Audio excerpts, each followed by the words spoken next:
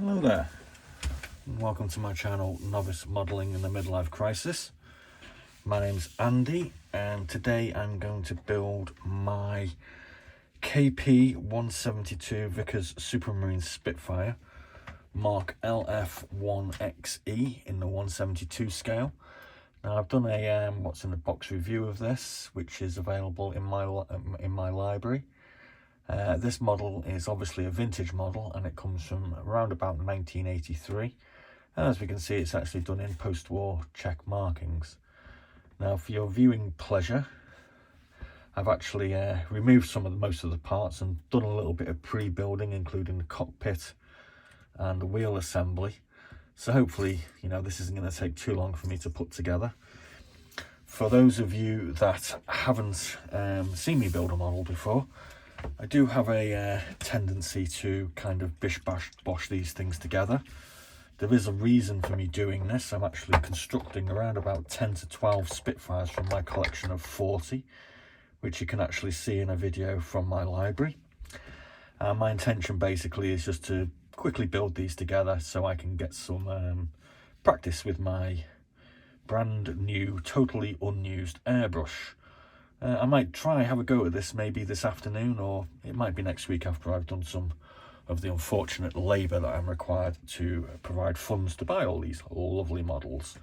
So anyway, without further ado, let's crack on. So these are the instructions. Basically what it's telling me to do here via KP is to first off put the wings together. So let's get them the right way around first, that would be useful. And let's stick them together. There isn't very much guidance here on the parts as to where these are actually supposed to go, but let's just bung some glue on and see how we get on.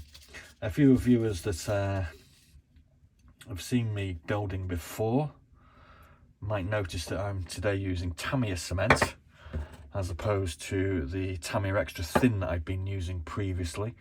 I've actually had a few little problems with the Tamiya extra thin. It just seems to go off very quickly, and I just haven't, basically I'm a novice. I just don't feel I've got the requisite skills yet to use that properly. One thing I have noticed about the Tamiya cement as opposed to the Tamiya extra thin is that the brush is much bigger. I'm actually thinking about using the extra thin brush, but I haven't used this to build anything yet, so I'm just going to put it together and see how we get on with it, basically. For me personally, it does seem to be a nicer glue to use just straight away. It just seems to be more cooperative with what I'm trying to do. So I've already built the cockpit instruments, as you can see, and I've done the undercarriage assembly, and I've put the propeller together. So basically we're going to skip out these two sections and just move on to basically putting the whole thing together as a whole, I suppose. So what I'm going to do is I'm going to put the two pieces of the fuselage together.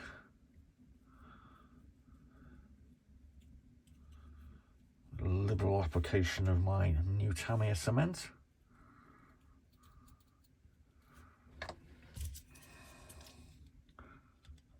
And see how we get on.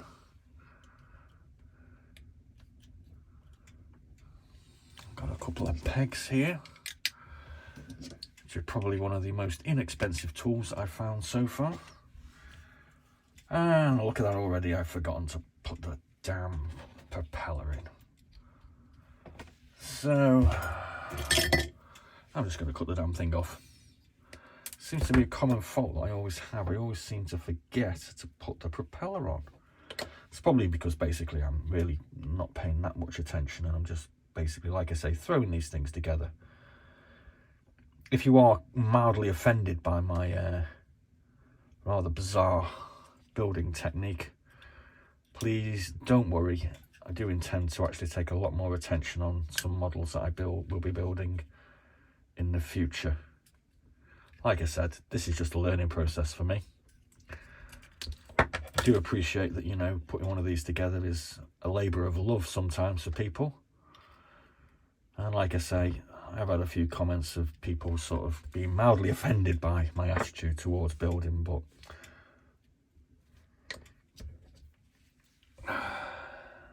just fell out, so let's just pop that back in. Oh, dearie me. Come on, you little devil.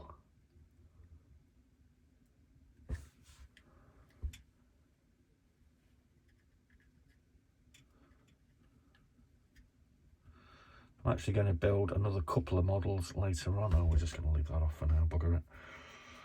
Another couple of models later on, including a Hasegawa Mark 1 Spitfire and a Heller Mark 1 Spitfire. Oh yes, I do have a love for the Spitfire. But basically, they're easy to pick up and they're very cheap. So, I mean, oh, that fits together nice. There's a bit of a gap there. Bit of a gap, but, you know, I can probably fill that in, and a bit of excess here, which I can sand off as well. I'll do that off camera. I don't expect you to be particularly interested in me faffing around with my sanding stick. Now that goes either, well, that goes that way down, doesn't it? Yeah. Okay, so that one's going on that side.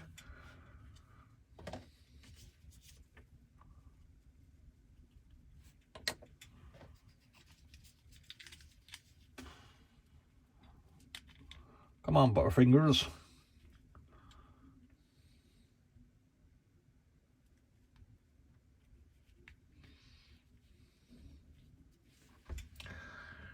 There we go. I'll put the light on because it was very sunny outside today, and the sun seems to have gone behind a cloud here in North Wales, which is very typical. And that's my lighting falling apart, unfortunately, so never mind.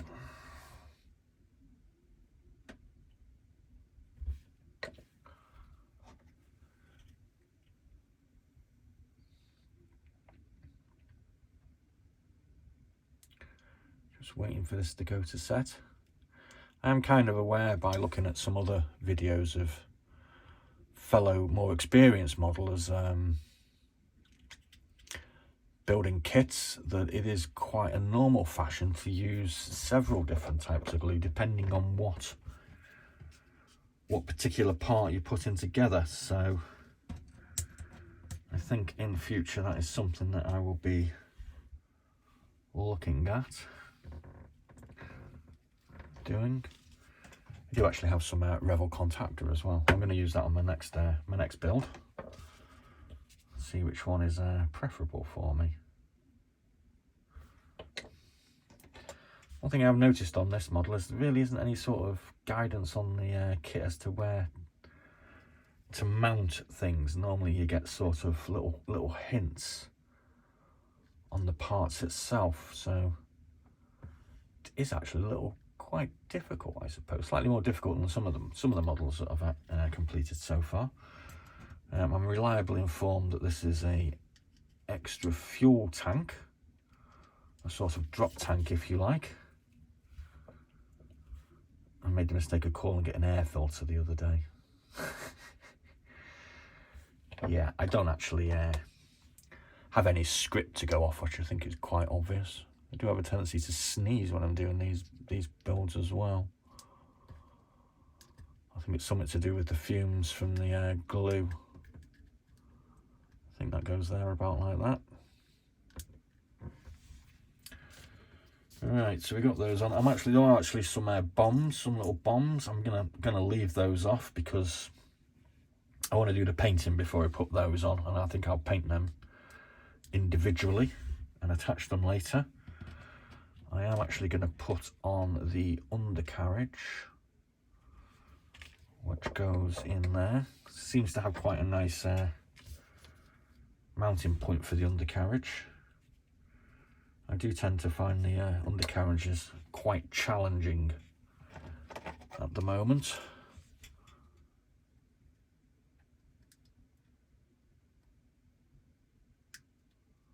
There we go. Hopefully that's the right way around.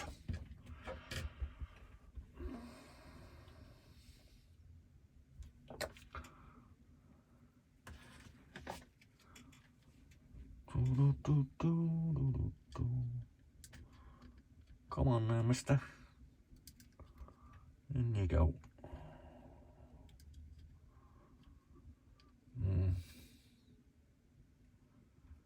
No, we got done the wrong way around. Come on.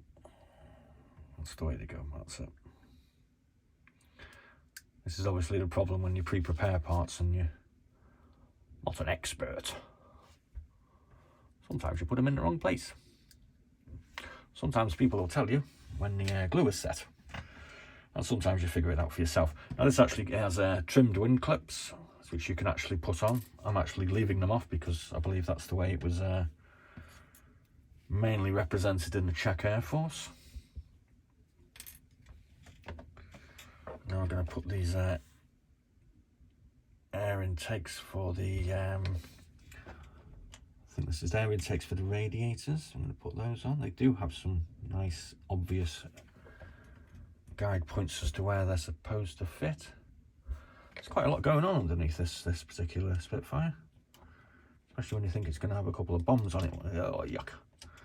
It's going to have a couple of bombs on it when it's completed.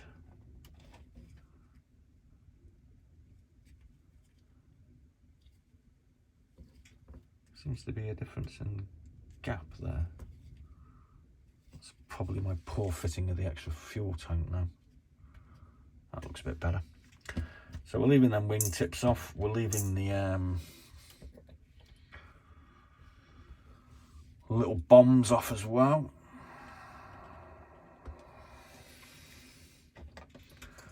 Let's just get this tail wheel in.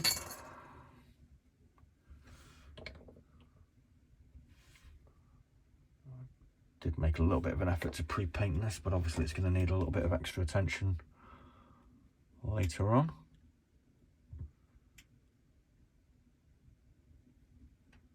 There we go. I do have a custom of leaving the cockpit cover off as well.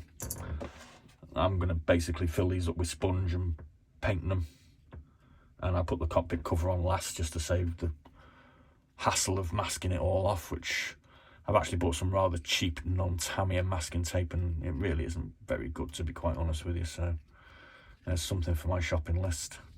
There we go. Anyway, one Vickers Supermarine Spitfire Mark LF1XE, soon to be painted in the garage. I'm going to be using a mass production technique where I'm going to basically just attack 12 models at the same time with a couple of tins of primer. So there we go. All done and dusted. Bish bash bosh. Hopefully less than 15 minutes, and hopefully I didn't bore you too much. Thanks for watching, and oh dear, I hope you enjoyed my video. Questions and suggestions are always welcome. Please like and subscribe and join me for my novice building ride. Be seeing you.